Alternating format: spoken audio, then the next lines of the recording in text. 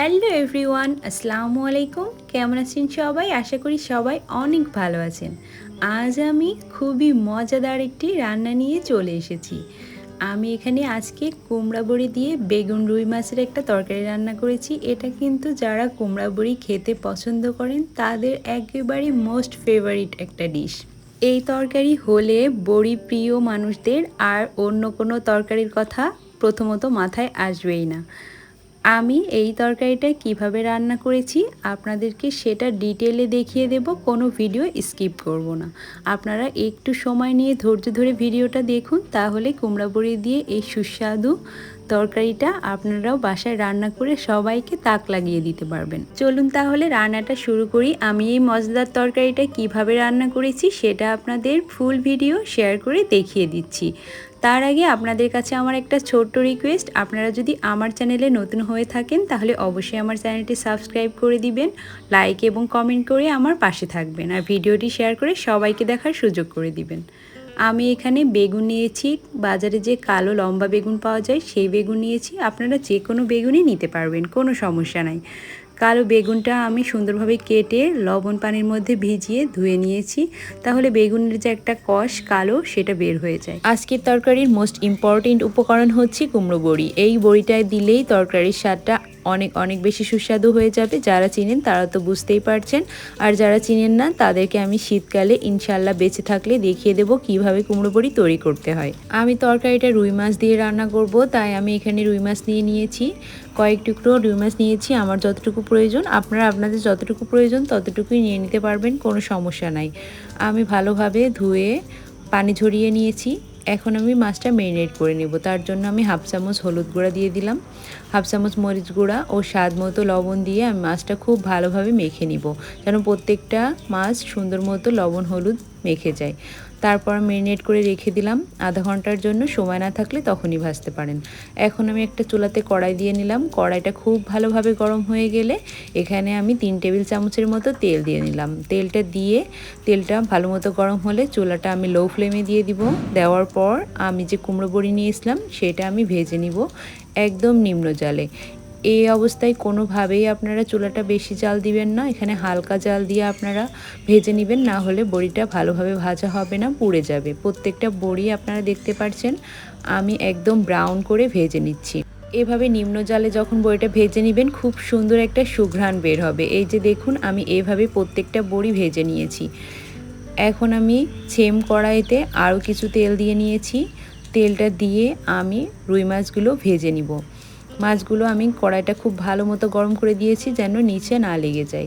লেগে গেলে কিন্তু মাছ দেখতে ভালো লাগে না, তাই অবশ্যই কড়াইটা খুব ভালোভাবে গরম করে তারপর মাছটা দিলে কিন্তু একটুও লেগে যায় না। দেখুন আমার কিন্তু একটুও লেগে যাচ্ছে না। দুই সাইড আমি হালকা বাদামি করে মাছগুলো ভেজে নিচ্ছি। সেম প্রসেসে আমি বাকি মাছগুলো ভেজে নিয়েছি। মাছগুলো উঠিয়ে নেওয়ার পর আমি কড়াইতে আরও 3 টেবিল পরিমাণ তেল দিয়ে নিলাম। তেলটা একটু গরম হলে আমি হাফ চা চামচ জিরা দিয়ে নিলাম, গোটা জিরা।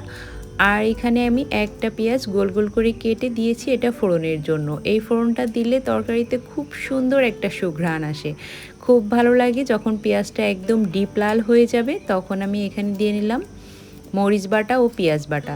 আমি এখানে 3টা পেঁয়াজ বেটে নিয়েছি এবং পরিমাণ মতো মরিচ দিয়ে নিয়েছি। আপনারা যেমন ঝাল খেতে পছন্দ করেন সেই পরিমাণ মরিচ বাটা দিয়ে দিবেন।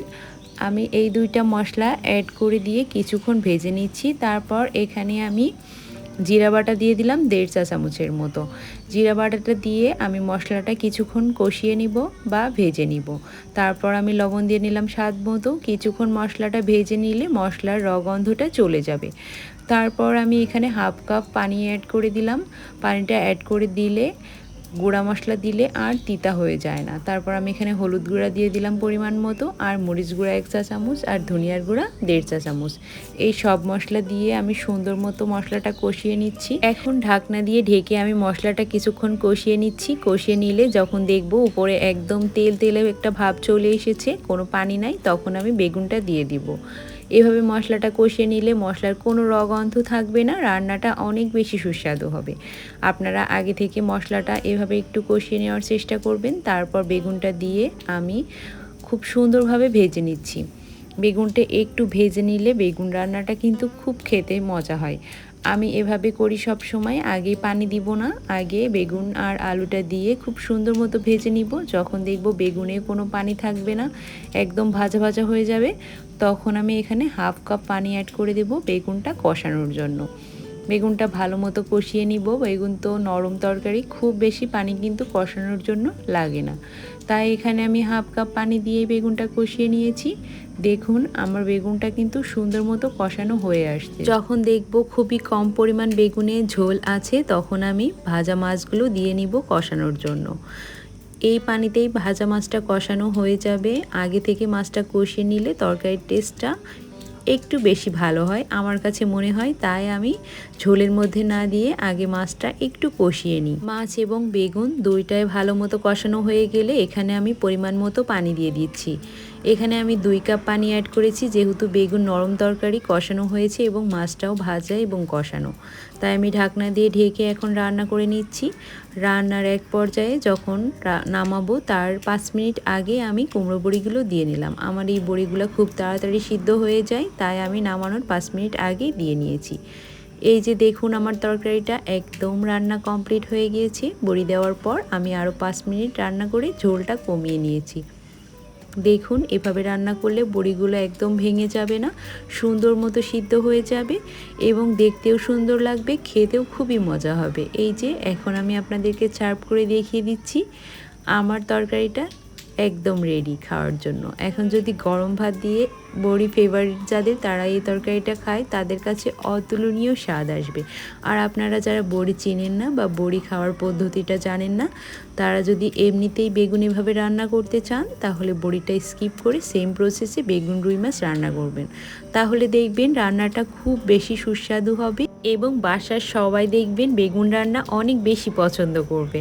আপনারা সবাই চেষ্টা করবেন এভাবে একদিন, সবার কাছে অনুরোধ থাকলো।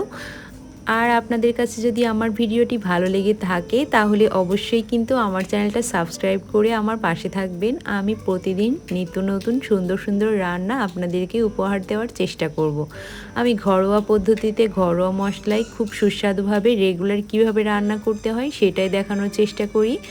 আমি কিন্তু এক্সট্রা কোনো উপকরণ ব্যবহার করি না বা কোনো ভিডিও স্কিপ করে কোনো উপকরণ অ্যাড করি না। আমি সব কিছু রান্না একদম ডিটেলে দেখিয়ে দিই, তাই আপনাদের কাছে যদি ভালো লেগে থাকে অবশ্যই আমার চ্যানেলটা একবার একটু ঘুরে আসবেন, আপনাদের কাছে অনুরোধ থাকলো। আর এভাবে রান্না করে আপনাদের রান্নাটা কেমন হয়েছিল অবশ্যই আমাকে কমেন্ট করে জানাবেন। আমি এভাবে সবসময় রান্না করি, বাসায় সবাই অনেক অনেক পছন্দ করে, তাই ভাবলাম আপনাদের সাথে শেয়ার করে ফেলি।